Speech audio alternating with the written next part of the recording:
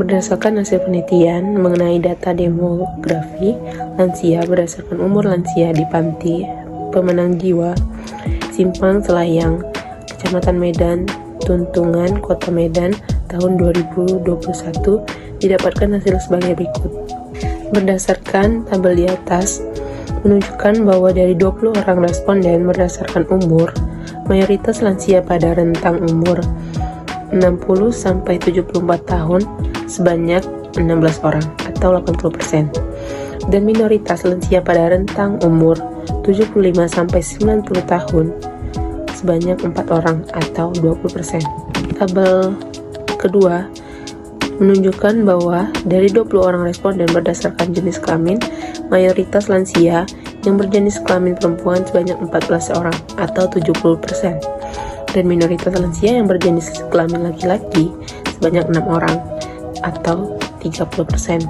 Didapatkan hasil lagi di tabel ketiga diperoleh bahwa lansia di Panti Pemenang Jiwa Simpang Selayang, Kecamatan Medan, Tuntungan, Kota Medan, mayoritas lansia yang tergolong mandiri yaitu sebanyak 18 orang atau 90%. Tergantung paling ringan, tergantung ringan, tergantung sedang, tergantung total, didapatkan hasil lansia sebanyak 0. Sedangkan minoritas tergantung berat sebanyak 2 orang atau 10%. Kesimpulan dari hasil penelitian yang dilakukan dengan jumlah sampel 20 responden tentang gambaran tingkat kemandirian pada lansia dalam pemenuhan ADL di Panti Pemenang Jiwa Simpang Selayang, Kecamatan Medan, Tuntungan, Kota Medan tahun 2021 dapat disimpulkan bahwa yang pertama, data demografi berdasarkan umur pada 20 orang lansia, mayoritas lansia pada rentang umur 60-74 tahun sebanyak 16 orang atau 80%, dan minoritas lansia pada rentang umur 70-95 tahun sebanyak 4 orang atau 20%. Dan data demografi berdasarkan jenis kelamin pada 20 orang lansia, mayoritas lansia yang berjenis kelamin perempuan sebanyak 14 orang atau 70%, dan minoritas lansia yang berjenis kelamin laki-laki sebanyak 6 orang atau 30%.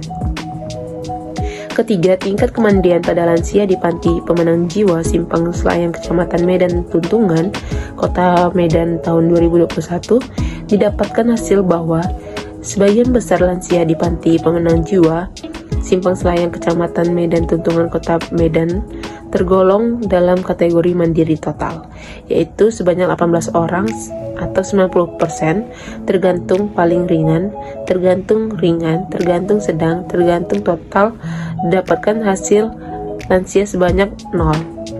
Sedangkan minoritas tergantung berat sebanyak 2 orang atau 10%. Maka dapat disimpulkan bahwa secara umum tingkat kemandirian lansia di Panti Pemenang Jiwa Simpang Selayang, Kecamatan Medan, Tuntungan, Kota Medan dengan kategori mandiri total lebih banyak dibandingkan dengan ketergantungan berat. Yang pertama itu ada judul jurnal. Judul jurnal, adakah hubungan tingkat kemandirian dengan kualitas hidup lansia yang tinggal di panti jompo? 2. Penelitian. Penelitian dilakukan oleh R. Danella Setiawati dan Wahyuni Sri. 3. Waktu dan tempat penelitian. Penelitian dilakukan pada bulan November 2020 hingga Januari 2021 yang dilaksanakan di Panti Jompo PSTW Kasih Sayang Ibu, Batu Sanggar, Provinsi Sumatera Barat. 4. Latar belakang. Judul jurnal, adakah hubungan tingkat kemandirian dengan kualitas hidup lansia yang tinggal di Panti Jompo?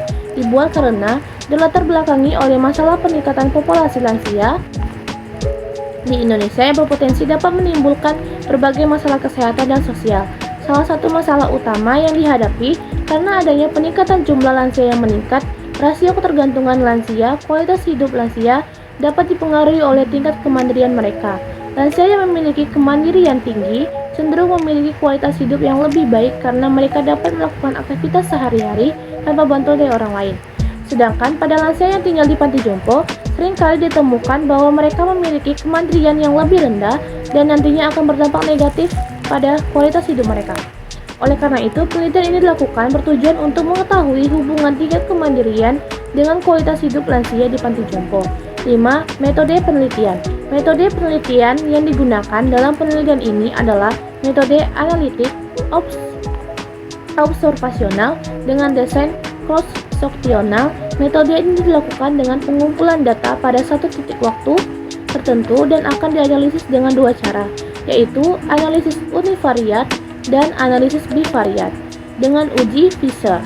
Metode pengambilan sampel menggunakan teknik total sampling dengan sampel penelitian yaitu lansia yang didata di panti jompo kasih sayang ibu dan memenuhi kriteria eksekusi, serta alat yang digunakan dalam penelitian yaitu alat tulis, lembar persetujuan, formulir data subjek, Cushrior Index KATZ, dan Cushrior WH-Kolbe. 6. Hasil penelitian. Pengukuran kemandirian diukur dengan indeks CAT dan kualitas hidup lansia diukur dengan instrumen WHO QOL BREF, dan didapatkan hasil bahwa terdapat hubungan yang signifikan antara kemandirian dan kualitas hidup lansia yang tinggal di panti jompo dengan B sama dengan 0,034 sebanyak 47 orang lansia yang diteliti. Terdapat 45 orang lansia yang memiliki tingkat kemandirian yang tinggi dan 46 orang lansia yang memiliki kualitas hidup yang baik. Hal ini menunjukkan bahwa adanya tingkat kemandirian yang tinggi di pada lansia sesuai dengan pengukuran indeks CATS. Para lansia menunjukkan masih mampu melakukan aktivitas sehari-hari tanpa bantuan perawat dan pengasuh. Kualitas hidup pada penelitian ini dikatakan baik sesuai dengan WHO QOL Group karena terlihatnya kesehatan fisik, kesehatan psikologis, hubungan sosial, serta aspek lingkungan para lansia yang baik di panti jompo. Penelitian ini juga menunjukkan bahwa lansia mampu mengurus diri sendiri cenderung merasa lebih puas dengan kondisi fisik dan mental mereka. Sedangkan lansia yang bergantung pada bantuan orang lain untuk aktivitas sehari-hari seringkali merasa tidak berdaya dan kurang puas dengan hidup mereka. Selanjutnya yaitu yang ketujuh, manfaat penelitian. Yang pertama, untuk menambah wawasan terhadap hubungan tingkat kemandirian dan kualitas hidup lansia di panti jompo. Yang kedua, dapat menjadi sumber referensi pengelolaan panti jompo ke depannya agar dapat membuat program-program yang bertujuan meningkatkan kemandirian lansia. Yang ketiga yaitu dapat referensi bagi peneliti yang ingin mengkaji lebih dalam mengenai faktor-faktor yang lain dan dapat mempengaruhi kualitas hidup lansia. Baik, yang selanjutnya yaitu kelebihan jurnal. Yang pertama yaitu yang bahasa yang digunakan penulis mudah untuk dipahami. Yang kedua, metode penelitian yang dilakukan efektif untuk diaplikasikan pada penelitian di masa mendatang karena dapat mengidentifikasi hubungan antara dua variabel yaitu kemandirian dan kualitas. Yang ketiga yaitu data hasil penelitian mudah untuk dipahami karena disusun dengan rapi dalam bentuk tabel. Yang keempat yaitu penelitian memiliki relevansi langsung dengan pengelola panti jompo sehingga hasil dapat diterapkan untuk meningkatkan kesejahteraan lansia. Selanjutnya yang kesembilan yaitu kekurangan jurnal. Yang pertama, penelitian hanya dilakukan di satu panti jompo sehingga hasil tidak dapat digeneralisasi ke populasi lansia yang tinggal di panti jompo di daerah lain atau dengan karakteristik yang berbeda. Yang kedua yaitu kurangnya analisa pada faktor-faktor lain yang dapat mempengaruhi kualitas hidup lansia. Di sini saya Verlinda akan menjelaskan sebuah jurnal nasional yang ditulis oleh Ameliana Putri Purba dan teman-teman dengan judul Jurnal Tingkat Kemandirian Lansia dalam Pemenuhan Activity Daily Living atau ADL di Panti Pemenang Jiwa. Adapun pembahasannya yaitu lanjut usia sebagai individu sama halnya dengan klien yang digambarkan oleh OREM, yaitu suatu unit yang juga menghendaki kemandirian dalam mempertahankan hidup, kesehatan dan kesejahteraannya. Kemandirian pada lanjut usia tergantung pada kemampuan status fungsionalnya dalam melakukan aktivitas sehari-hari. Kemandirian merupakan sikap individu yang diperoleh secara kumulatif dalam memperkembangkan, di mana individu akan terus belajar untuk bersikap mandiri dalam menghadapi berbagai situasi di lingkungan, sehingga individu mampu berpikir dan bertindak sendiri. Dengan kemandirian, seseorang dapat memilih jalan hidupnya untuk berkembang ke yang lebih mantap. Menurut Rohadi 2016, menurut Marlita 2018, semakin lanjut usia seseorang maka semakin kemampuan fisiknya akan semakin menurun, sehingga dapat mengakibatkan kemunduran pada peran-peran sosialnya. Hal ini mengakibatkan pula timbulnya gangguan dalam hal mencukupi kebutuhan hidupnya. sehingga dalam meningkatkan ketergantungan yang memerlukan bantuan orang lain. Apabila ketergantungan tidak segera diatasi, maka akan menimbulkan beberapa akibat seperti gangguan sistem tubuh, yaitu penyakit menurunnya Activity of Daily Living ADL. Marlita 2018. Ketergantungan lansia disebabkan oleh kondisi yang banyak mengalami kemunduran baik fisik maupun psikis, sedangkan tingkat kemandirian dinilai berdasarkan kemampuan beraktivitas sehari-hari. Hasil survei Badan Kesehatan menunjukkan sebanyak 80% lansia telah mengalami ketergantungan dalam beraktivitas atau keterbatasan gerak sebagai akibat adanya penurunan fungsi sel. Oleh karena itu dibutuhkan penanganan dan pemeriksaan secara dini sehingga dapat dilakukan pencegahan dan promosi kesehatan pada lansia melalui program pemerintah menurut Herianti 2014. Menurut penelitian kumpulan data utama dalam Retreatment and Health Study, perwakilan nasional pertama dan terbesar di Singapura, Studi Longitudinal Non-Institusional, mengatakan di antara manula berusia 65 tahun ke atas membandingkan 2010 dengan 2014, ketergantungan berat dan sedang meningkat sementara ketergantungan ringan menurun.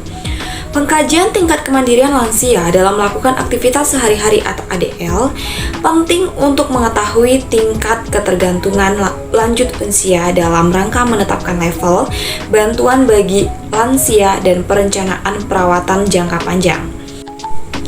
Berdasarkan permasalahan dari latar belakang di atas, maka peneliti tertarik melakukan penelitian untuk mengetahui kemandirian pada lansia di panti-panti pemenang jiwa tersebut dengan judul Gambaran Tingkat Kemandirian Lansia dalam Pemenuhan Activity Daily Living atau ADL di Panti Pemenang Jiwa. Simpang Selayang, Kecamatan Medan, Tuntungan, Kota Medan tahun 2021. Metode penelitian rancangan penelitian ini adalah rancangan penelitian survei yang bertujuan ini untuk mengetahui tingkat kemandirian lansia dalam pemenuhan activity daily living atau ADL di Panti Pemenang Jiwa Simpang Selayang. Populasi dalam penelitian ini adalah seluruh lansia yang berumur 60 tahun ke atas. Jumlah lansia dalam penelitian ini sebanyak 20 lansia. Teknik pengambilan sampel pada penelitian ini dilakukan dengan menggunakan metode purposive sampling, yaitu dengan cara pengambilan sampel yang berdasarkan atas suatu pertimbangan tertentu, seperti sifat-sifat populasi atau ciri-ciri yang sudah ditentukan oleh peneliti. Variabel yang digunakan dalam penelitian ini adalah variabel penelitian tingkat kemandirian lansia. Tentang usia, jenis kelamin, ADL meliputi mandi, makan, berpakaian, berpindah tempat, kontinen, toilet, instrumen yang digunakan dalam penelitian ini menggunakan kuesioner sebagai alat pengumpul data yang dinyatakan langsung pada responden untuk mengidentifikasi tingkat kemandirian lansia adalah pemenuhan ADL. Dengan menggunakan indeks CATS yang sudah terstandarisasi dengan menilai 6 item aktivitas dasar yang dilakukan responden meliputi mandi, berpakaian, berpindah tempat, toileting, kontinen, dan makan. Setiap aktivitas akan ditanyakan langsung oleh peneliti dan jika responden mandiri pada suatu aktivitas diberi skor 1 dan jika tergantung maka diberi skor 0, begitu juga untuk mengisi pada aktivitas seterusnya. Hasil nilai setiap poin aktivitas dituliskan pada kotak nilai yang disediakan dan pada hasil akhir skor akan ditotalkan, maka dari total skor yang didapatkan akan menjadi penentu apakah lansia tersebut mandiri atau tergantung paling ringan, sedang, berat, paling berat, dan tergantung total. A. Mandiri total 6, B. Tergantung paling ringan 5, C. Tergantung ringan 4, D. Tergantung sedang 3, E. Tergantung berat 2, F. Tergantung paling berat 1, G. Tergantung total 0. Penelitian ini dilakukan pada bulan April 2021 di Panti Pemenang Jiwa Selayang. Pengumpulan data penelitian setelah mendapat izin dari Stikes ST Elizabeth Medan. Jenis pengumpulan data yang digunakan yaitu data primer, meliputi data yang diperoleh secara langsung dengan wawancara langsung pada lansia yang berada di panti, kemudian akan dilanjutkan oleh rekan saya. Baiklah, saya Pipi Veronica akan menjelaskan mengenai materi jurnal pengaruh senam lansia terhadap kemandirian activity daily living atau ADL pada lansia yang dibuat oleh Darsini M. Zainul Arifin. Baik, seperti yang kita ketahui, peningkatan jumlah penduduk lanjut usia mempengaruhi angka beban ketergantungan pada lansia. Hal tersebut tentunya akan berpengaruh pada kemandirian lansia dalam melakukan aktivitas sehari-hari. Nah, sehingga dapat menurunkan kualitas hidup lansia. Salah satu cara untuk meningkatkan kemampuan fungsional pada lansia adalah dengan senam lansia. Tujuan dari penelitian ini adalah menganalisa pengaruh senam lansia terhadap kemandirian activity daily living pada lansia di Panti Werna Mojopahit, Mojokerto. Baik, selanjutnya pendahuluan. Peningkatan jumlah penduduk lanjut usia menjadi salah satu indikator keberhasilan pembangunan nasional dari sisi kesehatan. Namun, perubahan struktur penduduk akan mempengaruhi angka beban ketergantungan pada lansia. Diperkirakan angka tergantungan lansia akan terus mengalami peningkatan menurut Kementerian Kesehatan RI 2013. Hal tersebut tentunya akan berpengaruh pada kemandirian dalam melakukan aktivitas sehari-hari atau activity of daily living sehingga dapat menurunkan kualitas hidup lansia. Nah, kemudian penurunan activity of daily living ini pada lansia disebabkan oleh persendian yang kaku, pergerakan yang terbatas, waktu yang bereaksi yang lambat, keseimbangan tubuh yang jelek, gangguan perdarahan, keadaan yang tidak stabil bila berjalan, gangguan penglihatan dan gangguan pendengaran. Nah, ketergantungan pada lansia jika tidak segera diatasi maka akan menimbulkan beberapa akibat seperti gangguan sistem tubuh, timbulnya penyakit, dan menurunnya activity of daily living. Nah, salah satu cara untuk meningkatkan kemampuan fungsional pada lansia ini adalah dengan senam lansia. Karena manfaat senam lansia bagi kesehatan adalah sebagai upaya promotif, preventif, kuratif, dan rehabilitatif. Manfaat tersebut ditinjau secara fisik, psikis, dan sosial. Manfaat fisik senam lansia juga menjaga tekanan darah, daya tubuh stabil, meningkatkan daya tubuh, menjaga berat badan ideal, menguatkan tulang dan otot, meningkatkan kelenturan tubuh, dan meningkatkan kebugaran. Nah, sehubungan dengan latar belakang tersebut, penelitian tertarik untuk melakukan penelitian pengaruh senam lansia terhadap kemandirian activity daily living pada lansia.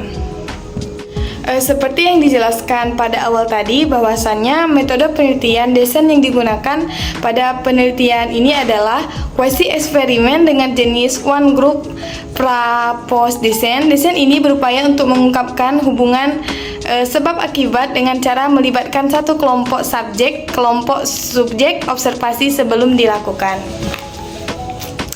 Nah, intervensi senam lansia ini diobservasi lagi setelah intervensi populasi. Target pada penelitian ini adalah semua lansia yang tinggal di UPT Panti Werna Mojopahit, Mojokerto, yaitu sejumlah 46 lansia. Sedangkan populasi terjangkau adalah lansia yang mengalami penurunan kemandirian atau activity daily living di UPTD Panti Werna Mojopahit, Mojokerto. Nah, setelah disesuaikan dengan kriteria yang dibuat oleh peneliti yang berjumlah 12 lansia, pengambilan sampel pada penelitian ini menggunakan non-probability sampling. Didapatkan sampel sebanyak 12 responden yang diambil sesuai kriteria berikut. Yang pertama, lansia dengan nilai kemandirian 3-5 berdasarkan indeks KATZ. Yang kedua, lansia yang mempunyai usia 75-90 tahun. Dan yang ketiga, lansia yang Baiklah, saya Mervita Faith Melina. Di sini saya akan melanjutkan review jurnal dari teman saya yaitu Vivi. Kita di sini akan masuk ke dalam pembahasannya. Kemandirian Activity Daily Living atau ADL pada lansia. Sebelum diberikan senam lansia, nilai rata-rata kemandirian Activity Daily Living pada responden di OPT Panti Werna Mojopahit, Mojokerto sebelum dilakukan senam lansia yaitu nilainya 3,83. Nilai tersebut diinterpretasikan ke dalam kemandirian sebagian yang artinya dari 6 parameter kemandirian yaitu mandi, berpakaian, berpindah tempat, dan juga ke kamar mandi, dan makan, lansia mampu melaksanakan 3-5 parameter secara mandiri. Hasil observasi yang dilakukan oleh peneliti, yaitu kepada responden sebelum diberikan intervensi berupa senam lansia, menunjukkan semua responden masuk ke dalam kategori mandiri sebagian.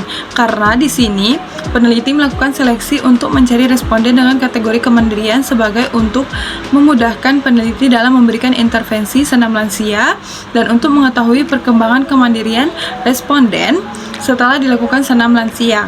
Nah, dari usia responden peneliti juga mengambil responden peneliti juga dengan usia 75-90 tahun. Bukti data yang didapat dari pengkajian kemandirian ini yaitu diberikan intervensi senam lansia menunjukkan bahwa terdapat 4 responden dengan nilai CATS Index paling rendah yaitu nilai 3 dan 1 lansia dengan nilai CATS Index paling tinggi yaitu nilai 5. Hal ini dimungkinkan karena ada responden yang mendapatkan nilai terendah memiliki usia yang lebih tua dibandingkan dengan responden yang lainnya, yaitu usia di atas 80 tahun. Secara psikologis, dampak dari senam lansia adalah dapat membantu memberi perasaan santai, mengurangi ketegangan dan kecemasan, meningkatkan perasaan senang karena ketika melakukan senam, peredaran darah akan lancar dan meningkatkan jumlah atau volume darah, maka akan terjadi peningkatan sekresi endorfin hingga terbentuk hormon norepinefrin yang menimbulkan rasa gembira, rasa sakit hilang dan menghilangkan depresi. Selanjutnya yaitu kemandirian activity daily living pada responden mengalami peningkatan nilai rata pada setelah diberikan senam lansia selama 30 menit dalam 3 kali seminggu selama 1 bulan. Peningkatan rata nilai kemandirian activity daily living disebabkan karena kekuatan otot dan kelenturan dari pergerakan sendi responden semakin meningkat. Selain itu, responden juga merasa senang karena dapat berinteraksi dengan sesama lansia yang lainnya dan merasa lebih aktif. Dari fakta di atas dapat dikatakan bahwa terdapat pengaruh senam lansia terhadap kemandirian activity daily living pada lansia. Artinya, setelah dilakukan intervensi senam lansia sebanyak 3 kali seminggu dalam 1 bulan, terjadi peningkatan rata nilai kemandirian activity daily living pada lansia di UPT Panti Werda Mojopahit Mojokerto. Kemandirian activity daily living ini pada 12 responden setelah diberikan senam lansia sebesar 0,58 dari rata data tersebut membuktikan bahwa pemberian senam lansia meningkatkan kemandirian activity daily living pada lansia sebanyak subjek penelitian. Selanjutnya yaitu kita masuk ke kesimpulan. Nilai rata pretest kemandirian activity daily living pada 12 responden adalah 3,83 yang diinterpretasikan ke dalam kategori mandiri sebagian, yang artinya dari 6 parameter kemandirian activity yaitu mandi, berpakaian, berpindah tempat, ke toilet, dan makan. Lansia mampu melaksanakan 3-5 parameter secara mandiri. Selanjutnya yaitu saran kepada petugas UPT Panti Werda Mojopahit Mojokerto perlu melaksanakan kegiatan senam lansia selama 3 kali dalam seminggu oleh instruktur yang berkompeten untuk meningkatkan kemandirian activity daily living pada lansia di UPT Panti Werda Mojopahit Mojokerto. 2. Untuk peneliti selanjutnya perlu melakukan penelitian dengan melibatkan subjek yang lebih banyak dengan menggunakan kelompok kontrol yang tidak diberikan senam sama sekali. Terima kasih, saya Mervita 5 Melina. Bila ada salah kata, saya mohon maaf. Baiklah, di sini saya akan menjelaskan tentang satu jurnal internasional yang berasal dari Turki dengan judul Jurnal Penyesuaian dan Keandalan Pengukuran Aktivitas Kehidupan Sehari-hari CATS untuk Lanjut Usia di Turki. Jurnal ini diteliti oleh Elif Fatma Özkan, Mustafa Umur, Hussein Bakolyu, dan Uyur Beyge. Jurnal ini diterbitkan di Turki dengan bahasa Turki. Tujuan diteliti jurnal ini sendiri yaitu untuk mencari tahu cara termudah untuk mengevaluasi status kesehatan lanjut usia adalah dengan melakukan penilaian fungsional yang menunjukkan kesehatan dan memberikan data yang objektif. Indeks aktivitas kehidupan sehari-hari atau ADL yang dikembangkan oleh CATS dan rekan-rekannya pada tahun 1963 untuk digunakan dalam mengevaluasi pengobatan dan prognosis pada penyakit kronis dan lanjut usia. Jurnal ini diteliti di rumah sakit penelitian dan diaplikasikan dalam metode klinis Universitas Eshehir Osman Gazi. Jadi hasil dari penelitian ini yaitu didapatkan 173 lansia yang diikutsertakan dalam penelitian ini. 109 diantaranya perempuan, sedangkan 64 sisanya yaitu laki-laki, di mana rata-rata usia perempuan itu 74 tahun, sedangkan laki-laki 73 tahun. Rata-rata skor CATS dari semua pasien lanjut usia yang termasuk dalam penelitian ini dihitung sebesar 5,14. Di antara pasien lanjut usia yaitu 60% yang benar-benar mandiri, sementara 8,70% itu mengalami disfungsi berat. Koefisien Crombat alpha pada skala tersebut adalah 0,83. Dari nilai ini menunjukkan bahwa skala tersebut dapat diandalkan. Hasil penelitian dari jurnal ini yaitu menunjukkan keandalan skala aktivitas kehidupan sehari-hari CATS dalam bahasa Turki. Dengan penelitian ini, kami yakin indeks CATS dapat digunakan untuk mengevaluasi gangguan fungsional pada lansia. Itulah penyampaian jurnal kelompok kami. Terima kasih. Baiklah, di sini saya akan membahas jurnal internasional tentang The Relationship of Cognitive Function and Independence Activities of Daily Living atau ADL in Elderly at Panti Darussa Adah dan An-Nur Loksemeu. Jurnal tersebut diterbitkan oleh Jurnal Kedokteran dan Kesehatan, publikasi ilmiah Fakultas Kedokteran Universitas Sriwijaya. Jurnal tersebut merupakan jurnal dengan volume 7, nomor 3, tahun 2020. Jurnal tersebut diterbitkan oleh Cut Sidra Nadira dan Mulyati Sri Rahayu. Jurnal tersebut membahas tentang indeks kemandirian CATS di ADL. Indeks CATS merupakan instrumen untuk menilai status fungsional sebagai ukuran kemampuan lansia dalam melakukan ADL secara mandiri, baik dalam makan, mandi, toileting, kontinensia, perpindahan, atau berpakaian. Dengan skor tertinggi yaitu 6 untuk pasien mandiri dan 0 atau rendah untuk pasien yang sangat bergantung. Penelitian ini merupakan penelitian analitik cross-seksional dengan teknik purposive sampling yang dilaksanakan di Panti Jompo, Darussa Adah, An-Nur Loksemeu. Populasi penelitian ini adalah lansia yang tinggal di Panti Darussa Adah dan An-Nur pada bulan September 2017. Data diperoleh dari 30 partisipan berdasarkan kriteria inklusi dan eksklusi. Variabel penelitian ini adalah fungsi kognitif dan tingkat kemandirian dalam melakukan activity of daily living atau ADL. Data dianalisis dengan chi-square untuk uji statistik dengan signifikasi 0,05. Data penelitian ini juga menunjukkan bahwa sebagian besar partisipan atau 50% mengalami gangguan fungsi kognitif berat, 43,3% mengalami gangguan fungsi kognitif ringan, dan hanya 6,7% partisipan yang memiliki fungsi kognitif secara normal. Ada kecenderungan memburuknya gangguan fungsi kognitif seiring bertambahnya usia.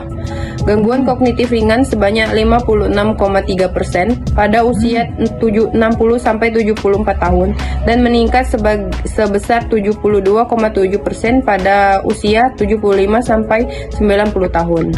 Kemandirian lansia dinilai dari CATS Indeks Kemandirian. Elderly independence was assessed by CATS Independent Index. Elderly people need other help in doing things, especially in transfer, continence, and eating activity. Independent life based on the cognitive function can be seen in figure. Statistical analysis for this data have not been significant proof that there is a relationship between cognitive function and independent activities of daily living.